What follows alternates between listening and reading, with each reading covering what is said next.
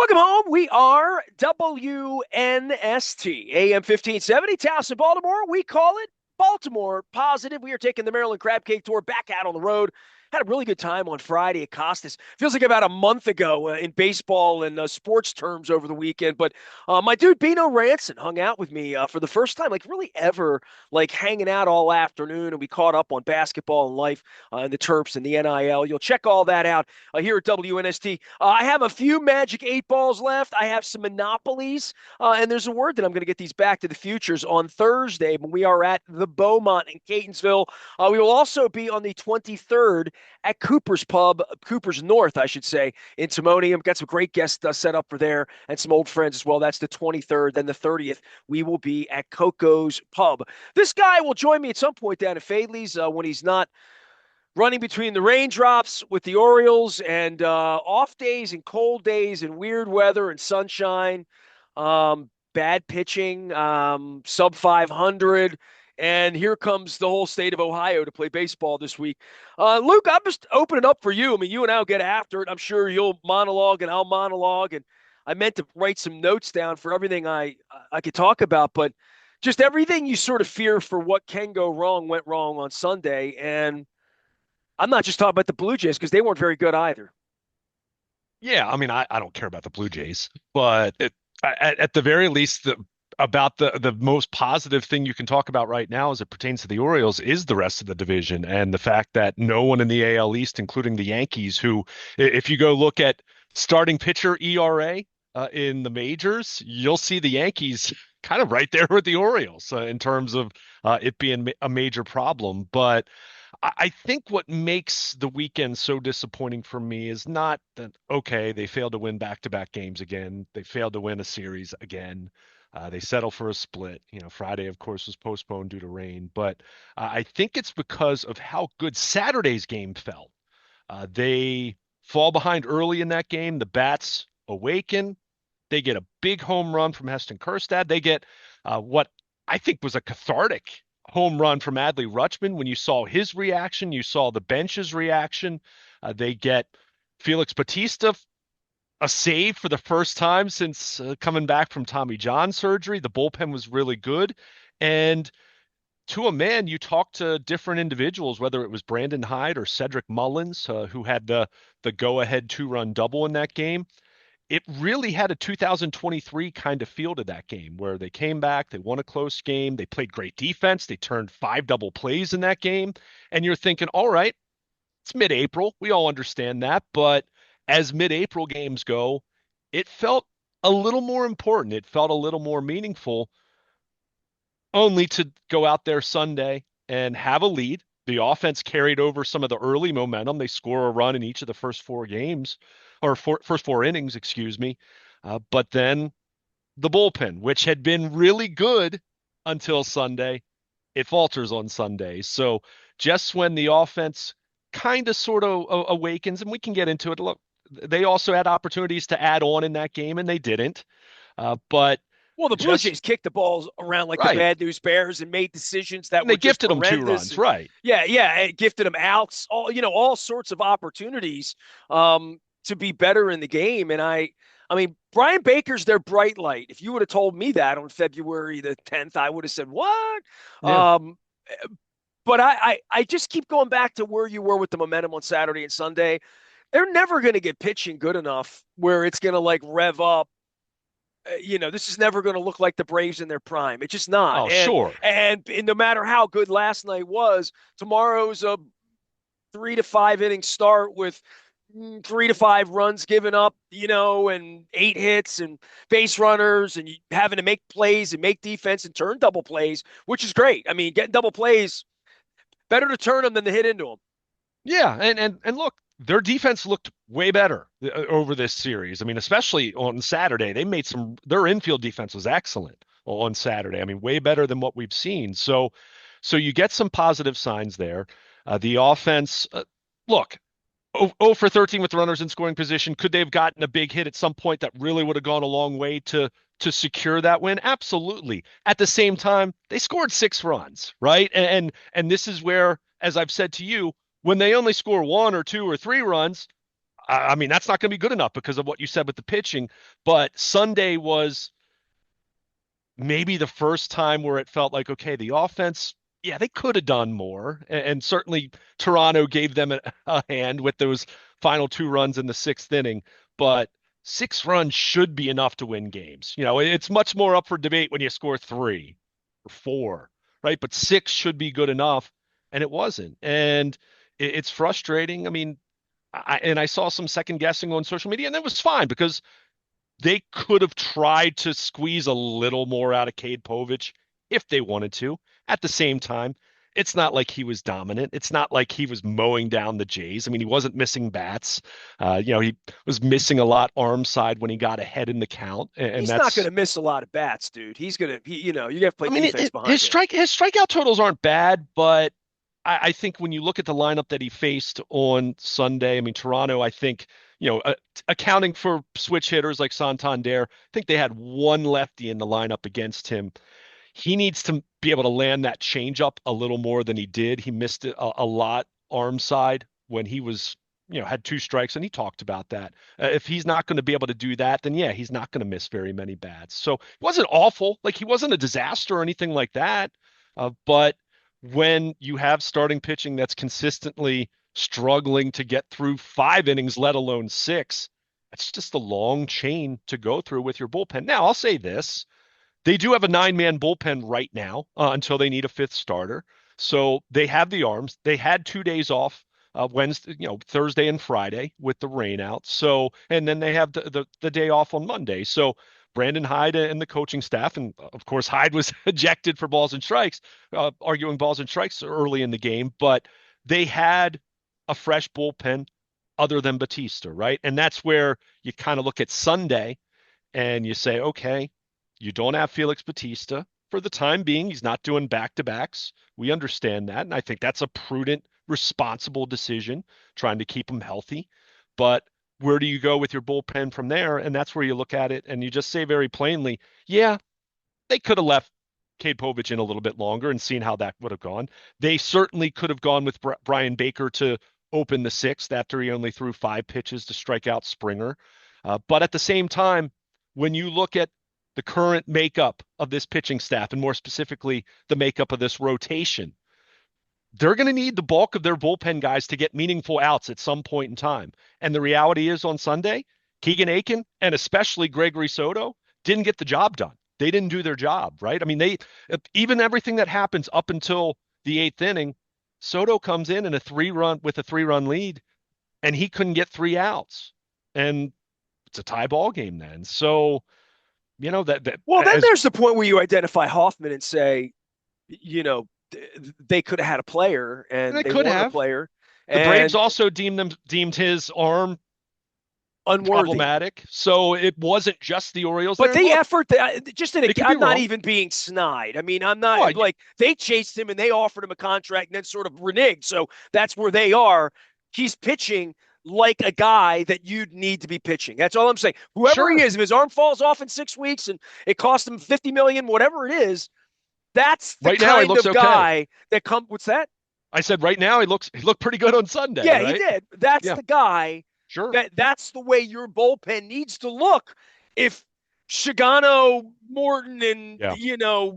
the next Kyle Gibson are going to be your guys. Well, right. And that's where I said at the beginning of the season, that's why you heard me talking so much about the bullpen and David Robertson, who still hasn't signed with anyone. I don't know if he's going to pitch. Who knows? But uh, you can survive this kind of starting rotation that the Orioles have. And I said this more so before the Eflin injury. Now it's much more trying to hold on, right? You're trying to get Eflin back. You'll see, Gibson shouldn't be too much longer. You hope Grayson Rodriguez is still throwing bullpens, but still a lot of questions there, of course. Suarez isn't coming back And either, right? Suarez is not, Suarez is going to be gone until deep into the summer at best. I mean, that's, it's a rotator cuff issue. But you just look at it, and I used Cleveland was a perfect example that I cited over the offseason and specifically during spring training. And we're going to see the Guardians here this week. But you look at their rotation last year, and they had injuries. It wasn't very good. They were, whether you were talking about injuries, ERA, starter wins above replacement, they were near the bottom But they overcame that with what was a pretty historic bullpen performance, right? Not just their closer, but they had 5 or 6 arms that you felt really good about throwing in just about every situation. Kind of that bullpen that I've told you that you need to have to navigate October now. I mean, it's just the truth because even aces, generally speaking, aren't going 7 or 8 innings in playoff games at this point in time. So you need that kind of bullpen. But my point with that is you can get by with mediocre to bad rotation if you have a great bullpen. You might be able to get by with not a bad bullpen, but a mediocre bullpen if you have a great rotation. But if you have mediocre or bad for both, I don't care how good your offense is, it's going to be extremely difficult. And I think Sunday, what we saw there was just a reminder of just how small their margin for error is at this point in time, where they score 6 runs. And again, it wasn't, their offense could have done a little more. I'm not going to completely let them off the hook, but they still scored 6 runs at They're the going to end of the score day. 6 runs and lose games this year a lot. Sure, and but I this mean, was a kind of the lot. first. Yeah, That's going to happen a dozen times. I mean, well, well, the really. question is if it's a dozen or if it's way more than that. And if it's way more than that, then yeah, they won't have any shot because you're not going to score 10 runs a game. I mean, I'm not going to sit here and be Well, any completely night you said unrealistic. earlier, any night they score 1, 2, or 3, they're going to lose. They're not going to win 3-2 games. I mean, it's going to be rare, right? It's going to be very rare. And that's why it was disappointing these first couple weeks where they did have a couple games where you only gave up 3 or you give up 4 and you just say, okay, it wasn't historic pitching, but it's good enough. And that's where you say, hello, offense, you need to win that game. Dude, here's So the problem with the pitching. The, it's not good. it, and I it's mean, not like, it's good, not and it's good. not going to get better.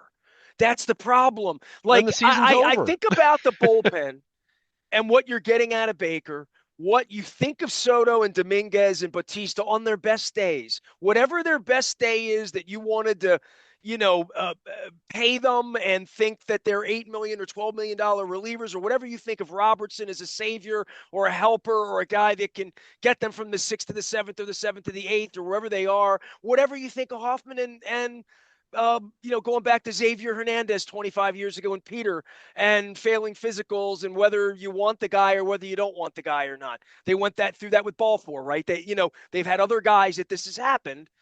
And all I know is you need that productivity. You need Batista from 2 years ago. You need Britton from 10 years ago. You need 2 or 3 of that in order to be what you thought the Indians were last year that they held up a while, what you thought the Phillies were for most of the summer, so much so that they gave 2 of their relievers away to this outfit at the trading deadline last year and said, we're still going to go win the World Series. And I, I don't know, you're already spending Mr. Rubenstein's money. And I've got a letter coming to Katie Griggs this week about, press credentials, tickets, empty seats, the city, things like that the president of the team would want to know about if she actually took my phone calls.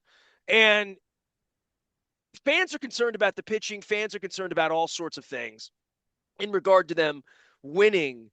But I'll say this, man, and I'll say this to Katie as well. I've been at this 34 years, man. You're like an old fart like me at this point. And even you were pissed last week saying it's been 42 years and like all that fan angst.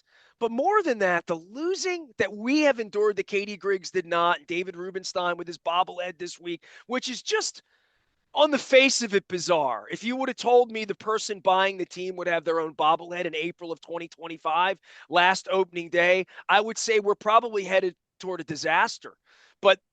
But all that aside, all the ego aside, and why in the world he has a bobblehead. Okay.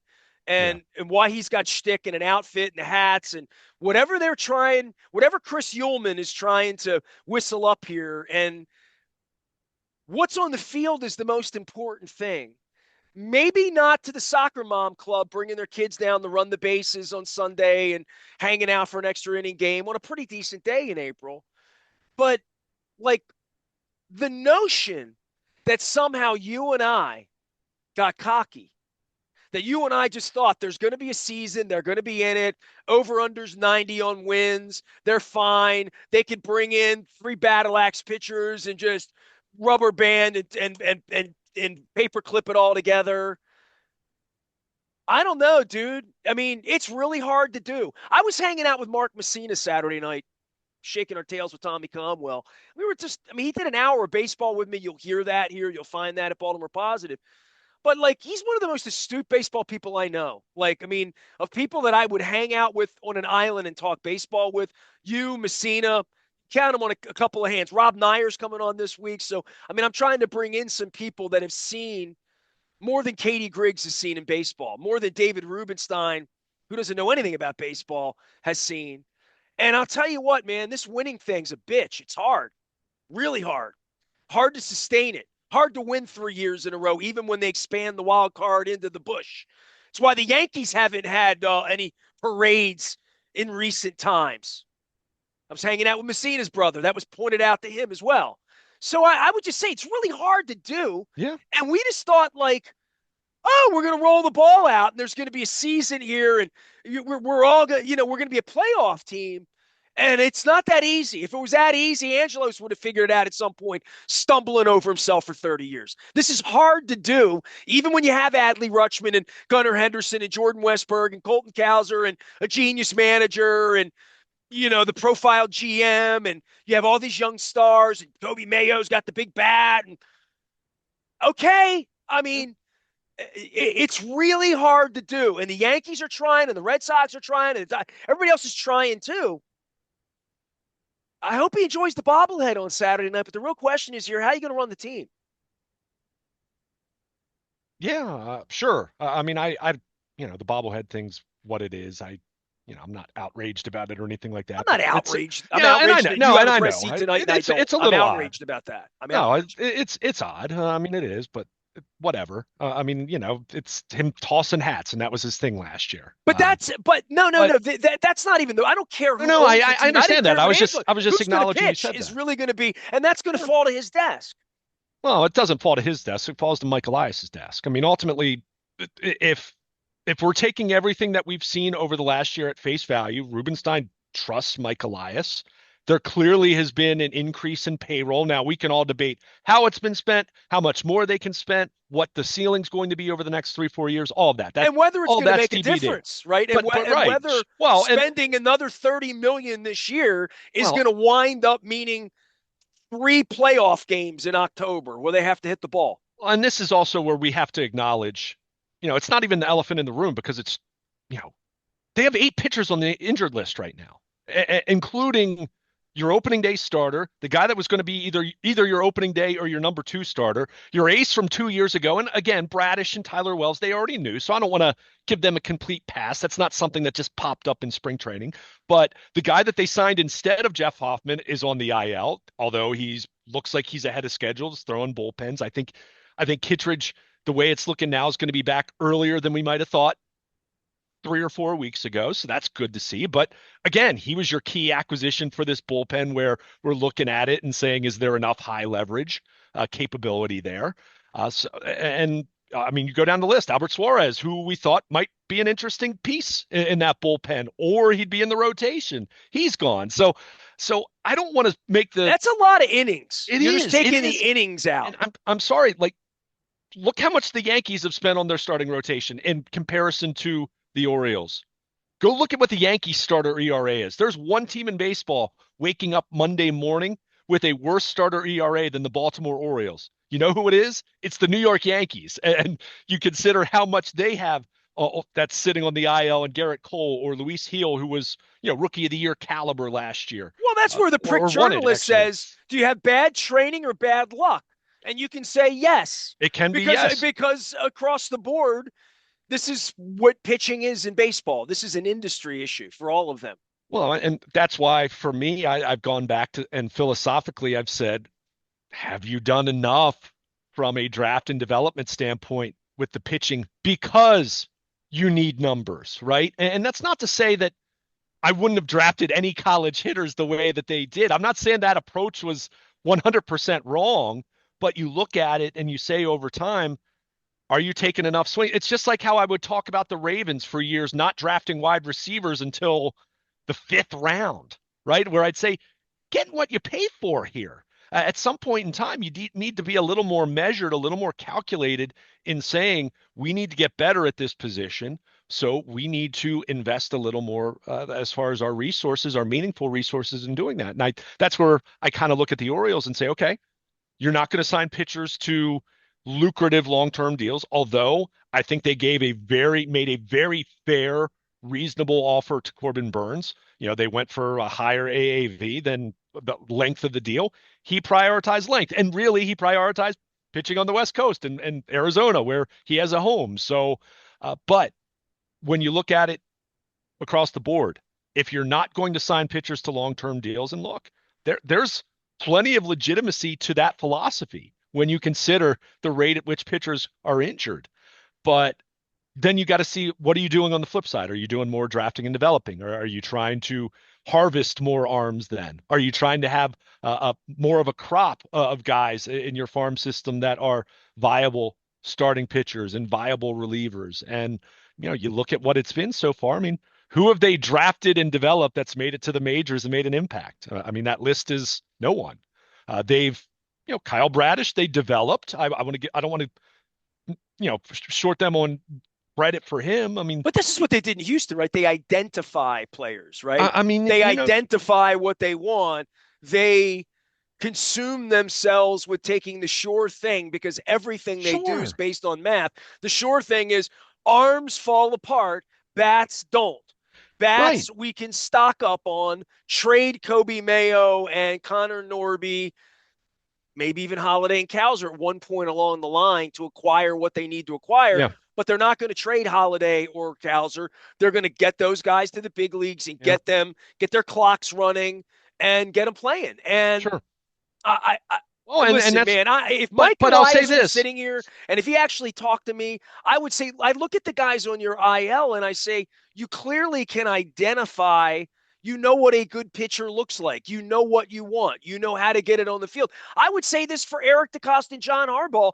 If Lamar had gotten broken in half two more times than he has the last 7 or 8 years and gotten squared up, and really the way Flacco got squared up by Kiko Alonso, if that had happened a couple of more times and Lamar couldn't play or was more unavailable to play, like Joe Burrow, let's say, you would have to look at that and say where we have to have a quarterback, but does he need to run into linebackers, which was a very fair question for me to ask 7 years ago. You're saying they don't even think to develop pitchers because they're afraid of their arms falling off. And out of the gate, that's just bad math at the casino, on the casino floor. Play the game with the better odds. The better odds are college hitters. Well, then I'll say this: then their offense needs to be better. Fair enough. Because that's why you've heard me talk about that so much over the first 2.5 weeks. Because go look at where they stand in runs per game. They going into Sunday, they were right around at league average. Right around the middle of the pack. As they woke up, after the split with the Blue Jays, they were, I believe, the league average is 4.28 runs per game. They're at 4.4.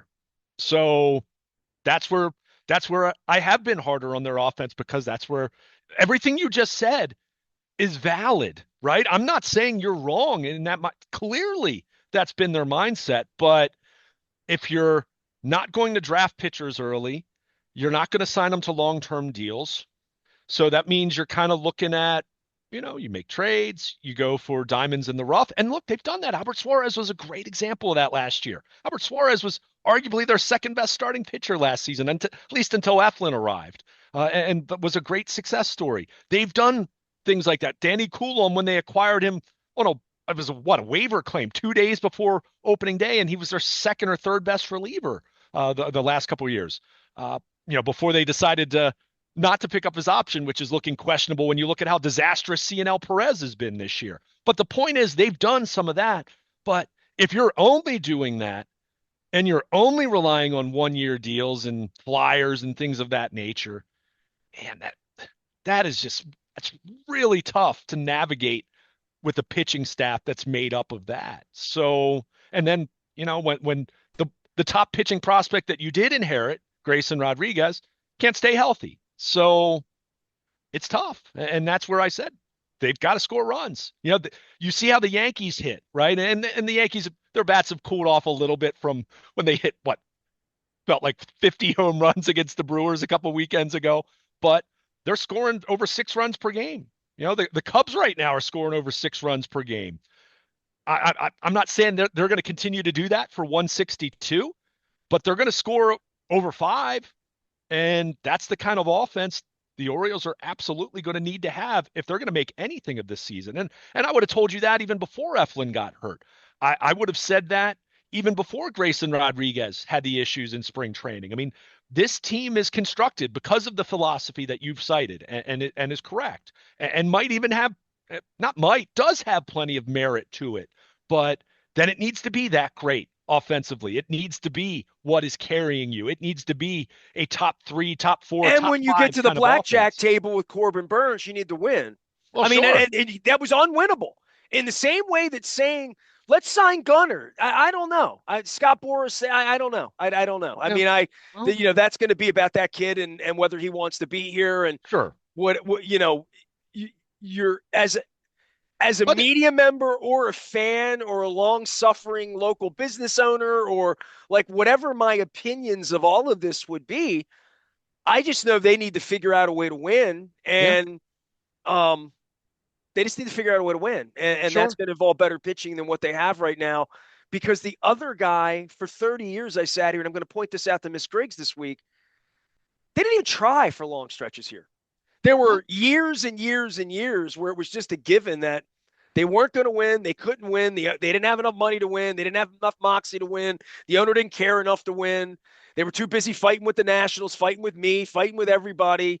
Like, I hope all of that's over with as they give out these bobbleheads on Friday or Saturday night with the owner. But like at some point, the owner's only going to be popular if the team wins. oh, no question. No question. And look, what you just mentioned, I would even say it's not even wasn't even like an apathy as much as they had plenty of years where they spent money, but not enough to make a difference. And they lost, but they didn't lose enough to be picking 1-1, right? I mean, think about where they were from, you know, 98, 99. They were still kind of sort of trying to win. I mean, they signed Albert Bell in 99.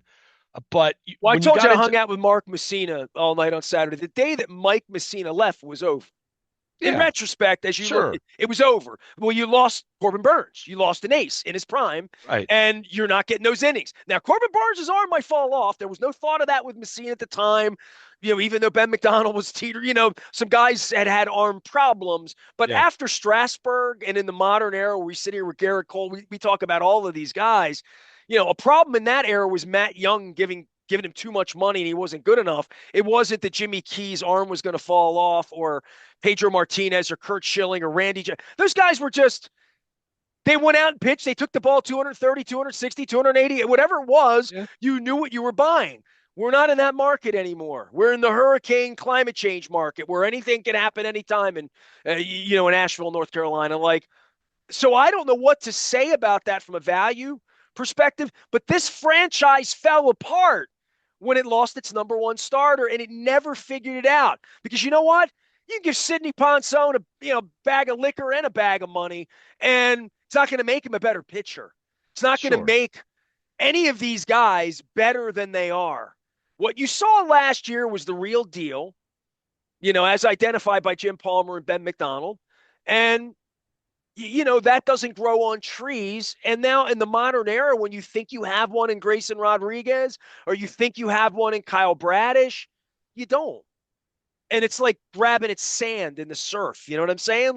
So the level of expectations of the fans in regard to how good the hitters are and how good we think this is, like the Tigers of the 90s where they're just going to hit home runs every night, but they're not going to win, and the pitching's that cumbersome at this point for me.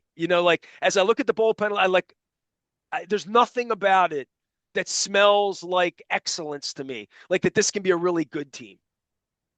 I mean, it's hard to argue otherwise until we start seeing better. I mean, I've said it, and look, we saw it Saturday when Batista's available and you have everyone available in your bullpen. I think there's the makings of it being good enough, like whatever that means, right? I mean, good enough, but is it so good that it's going to overcome what the starting pitching is? I mean, that's where I have major doubts. And especially then when you get into a case like Sunday where Batista was down. Now, even if Batista wasn't coming back from Tommy John surgery, he can't pitch every single night. Cano can't pitch every single day.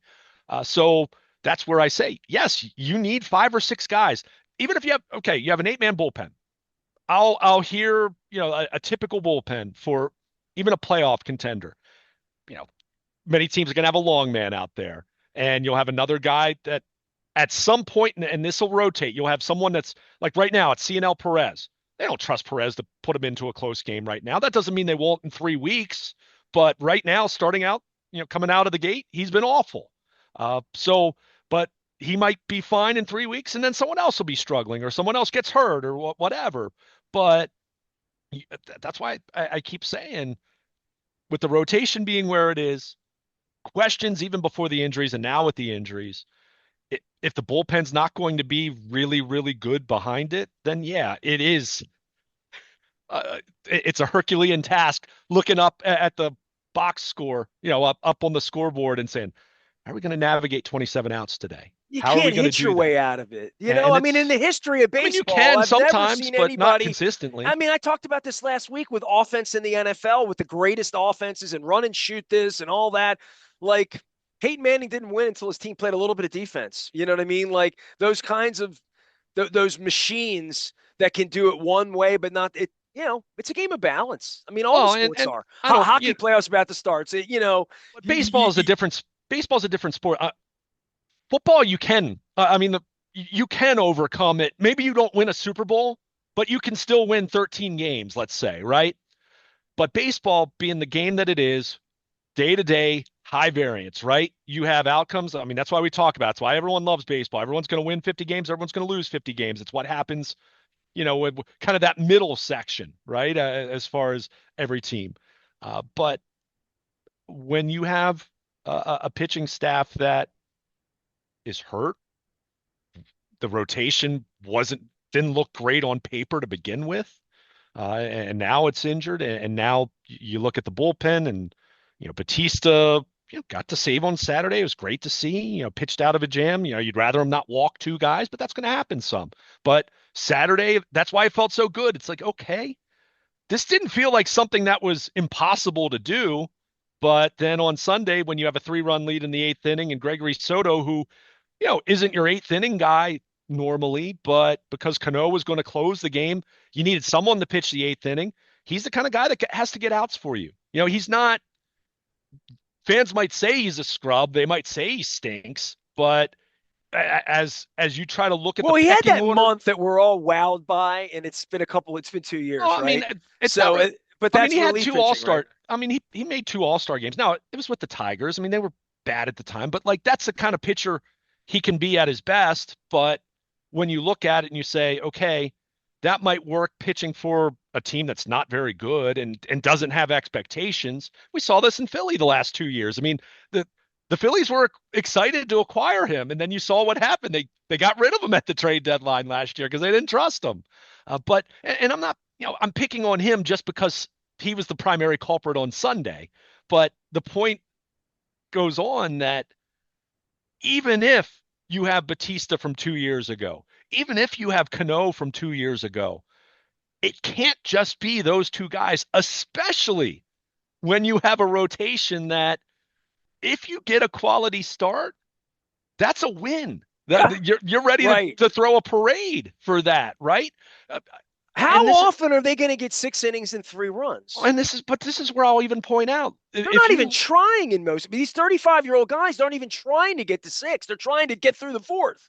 but this is where I look at what happened over the weekend. Look, we haven't even mentioned him by name. Sagano, he made it 4 2/3 innings. Fortunate. I mean, his command wasn't very good. I mean, he And being that's the what kind of he is. right, and that's where I look at him. And look, it's been 3 starts. I mean, I'm not drawing a sweeping conclusion about him just yet. Let's be clear. However, he doesn't wow you. He doesn't throw 98. He doesn't have insane secondary stuff. He has an assortment of 5 or 6 pitches that are just different enough that if he commands and he can move the ball around the strike zone and navigate, I think he can be a solid back half of the rotation kind of starter. But if his command, and when I say command, I don't mean he walks six guys. I mean, you have to hit your spot, right? You can't be throwing strikes, but you're wild within the strike zone. That's when a guy like him is really going to run into trouble. And I think what we saw on Saturday from him was, he walked 2 and 4 2/3 innings. It's not so much about that. It's just how sharp was he? I don't think he was terribly sharp. And you saw what happened. I mean, he scatters 8 hits, he walks two. But at the end of the day, with a rested bullpen and a bullpen that has to do the job, he gave up 3 runs in 4 and 2/3 innings. It wasn't disastrous to the point where they didn't have a chance to win. That's about the best they can expect from these guys right now. And Well, you always that's feel where like it's so Kramer's tough. composure is going to fall apart. And part of the Gibsons and these older guys, you feel like they're at least not going to lose their ish out on the mound. Charlie Morton's older than that, but I just don't know if he can do it, right? Then, Yeah. that then there's just the are you too old to do it? Kyle Gibson's doing 3 innings of minor league, and the manager's like, he's not ready yet. Well, I mean, I mean, he's going to need, I think when he says that, he's going to have at least one more start there. I think it's going to be 2 more starts there. And then I think once his pitch count is up to, say, 80, then I think because I mean, you look at this, how many pitches are these guys throwing as it is? So you kind of look at it and say, if he's up to where you feel comfortable that he can throw 80, 85 pitches in an outing, I think you'll see him then. So I don't think it's I going to be think much him coming longer. here and throwing spring training BP wouldn't be much worse than what they have, especially if you were working out of the Yeah. bullpen in some controlled environment where this weekend he's in the big leagues and getting Yeah. you through the sixth inning or so. I Yeah. don't know. I'm just saying, like, they're falling down the mountain here a little bit, and I am Yeah. concerned that You they should be haven't hit concerned. their. I am too. I don't know they've hit their rough patch yet. You know what I mean? I Because there are going to be I don't more know. injuries. I mean, there are. At the same time, at the same time, let's also look at this and say, as much as you may not be high on Charlie Morton and you may not be high on Dean Kramer, and I have my concerns too. I also don't know if it's going to truly be their eight eight ERA bad all year, right? I mean, that's been pretty extreme. At On the flip side, Cade Povich, look at you actually look at his ERA, you look at Sagano's ERA, and it's 3.6, it's 3.86. I mean, that's but it's also that's because they're going 4 and 2/3 or they're going 5 innings, All right, right? well, look, So dude, we're 2 weeks out. Two I mean, weeks so from I guess my now, point. I the guess my draft will point. be over and the Yankees will be in town. You think Gibson's in the rotation by Two then? weeks from now, Yes. yeah, I Okay. think at this point, yeah. If you said a week from now, I'd say not quite, but 2 weeks from now, probably. Okay. But the fact that we're talking about Kyle Gibson in those terms, and I say that with no disrespect to Kyle Gibson, who tip of the cap, he's had a long career. He's had a solid career for what he's been asked to do for the most part. But the fact that we're speaking about him in those terms, boy, that says everything about the state of this rotation right now. I mean, it just does. We're waiting for a So, number 5 to return so to give look, us I want to be very clear. 4.2 innings of whatever, right? I want to be very clear. Even with the pitching being where it is right now, I'm not going to sit here and say that I think this is a 90 or 95 loss win team either. I want to be very clear about that. However, when you look at the mojo, you look at the vibes, you look at how good Saturday felt, and then how equally deflating Sunday felt, you do have to wonder, even the good things, even the good stuff, you do have to wonder if this all starts to take a toll. And that's where you do start to talk about, where are they with the manager and the coaching staff? Where are they with their young players? Where are they with their clubhouse leadership? It takes a toll, especially if you're at a point where you're not getting consistent starting pitching. And you hope Sunday was more of a blip because, as I've said, their bullpen had been quite good going into Sunday's game. At the same time, you look at how the makeup of the first 15 games have gone. They didn't necessarily have a ton of high leverage spots. The games they won fairly convincingly. And a lot of the games they lost, they, lost by at least a couple, 2, 3, 4 runs. So they haven't necessarily played a ton of close games.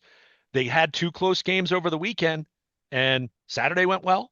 Sunday did not. So, They this is played tough. themselves into a tight game Sunday. Yeah. Yeah. Oh, sure, no question. And look, I mean, if the bullpen, the bullpen has to do the job. You've got to slam the door with a 3-run lead in the eighth. I mean, I don't care who's out there. That's why I said you can pick this apart and say, oh, they could have left Povich out there try to see if he could get a few more outs. You could have left Baker in for the sixth, but at some point, someone like Gregory Soto was going to have to get some outs for them, and he didn't get the job.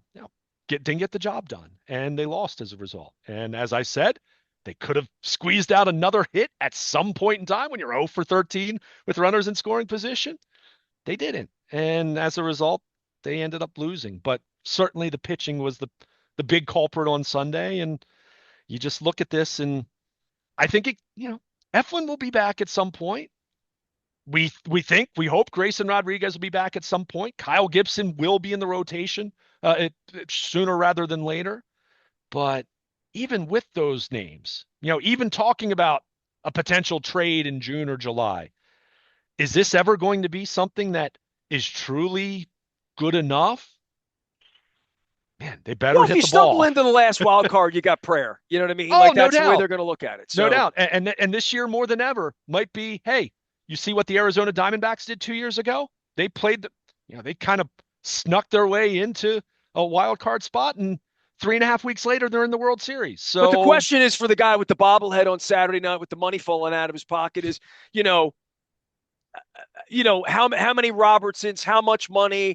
where's the acquisitions, what would the value of all of that be in July if the team's 3 games under 500? Then I don't know.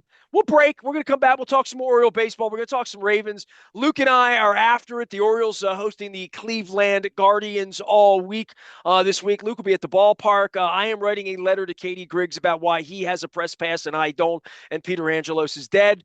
And then we got Ravens draft coming up next week too. So lots of things on the sports agenda. I have also mixed in a whole bunch of stuff. We've done the Maryland Crab Cake Tour. We're going to be at the Beaumont this week on Thursday. Next Wednesday, we move to Cooper's North, and then the 30th will be at Coco's Pub.